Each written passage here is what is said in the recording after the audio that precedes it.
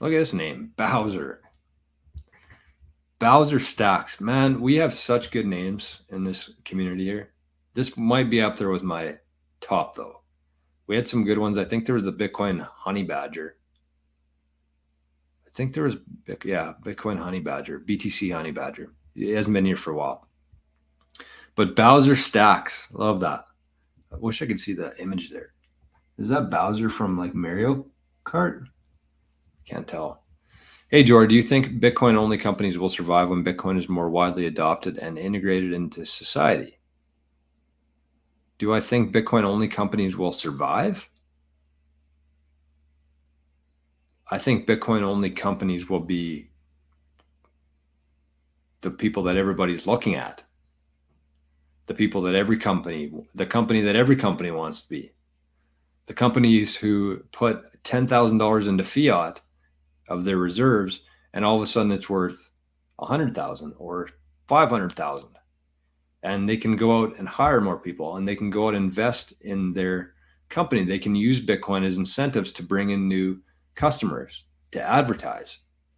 I think Bitcoin companies are going to be I shouldn't say Bitcoin only companies will be the only ones that survive, but they will definitely thrive if Bitcoin is more widely adopted and integrated into society. Because you have to keep in mind there that, let's use an example of King Golf, because we're kind of going through this right now a little bit. Very small scale, obviously, but it's what I want to do with it. So King Golf is holding a little bit of Bitcoin. And let's say in 5 years from now, 10 years from now, we're still around. We're still producing head covers and hats and hoodies. The Triple H threat of King Golf, head covers, hats, and hoodies. But so we have this Bitcoin now in the reserve that we've had for 10 years, and all of a sudden everybody wants Bitcoin. Okay, so we take some of that Bitcoin, we put it on the Lightning Network, and we say, all right, you buy a head cover this month, we're going to give you 100 sats. At the time, we paid less than $1 for those 100 sats, but fast forward 10 years, and all of a sudden, though, when Bitcoin is more widely adopted and integrated into society, that means that more people want it. So the value of Bitcoin, the fiat price of Bitcoin, has gone up. So all of a sudden, those 100 sats that we paid less than $1 for back in 2022, now they're very desired by people. So you can use those as incentives for your products or for your services, or to get people to fill out surveys, whatever that is, contests, golf tournaments. Hey, we got a prize of 1,000,000 sats at this golf tournament. We paid $1,000 for it back in 2022, but now it's worth more than a fucking house. Do you want to come to our golf tournament?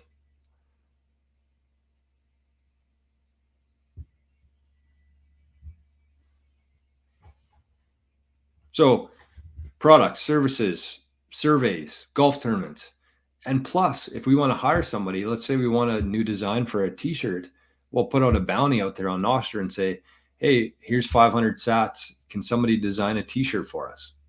Okay, so back in 2022, we paid $5 for those 500 sats.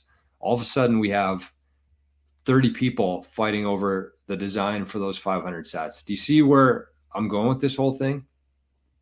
Like right now, companies buying Bitcoin and holding Bitcoin, what they're doing with that is they're buying future leverage with that.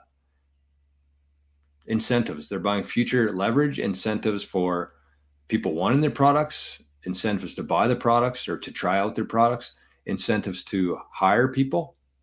Hey, you want to come work for King Golf? We'll pay you 50,000 sats a month. Right? So yeah, Bowser Stacks. I think that Bitcoin only companies will. But okay, hold on. Let me read this. Bitcoin only companies will survive. I think I misread this question after all that. But I think we still got some good info out of that. I think basically what Bowser is asking here is, because Bitcoin's going to just become a thing that everybody uses, there's not going to be really Bitcoin, educational companies anymore. I think that's what you mean. But number one, I think we're a very long ways from that. Very long ways from that, where Bitcoin just fades into society, right? That's what essentially would have to happen there.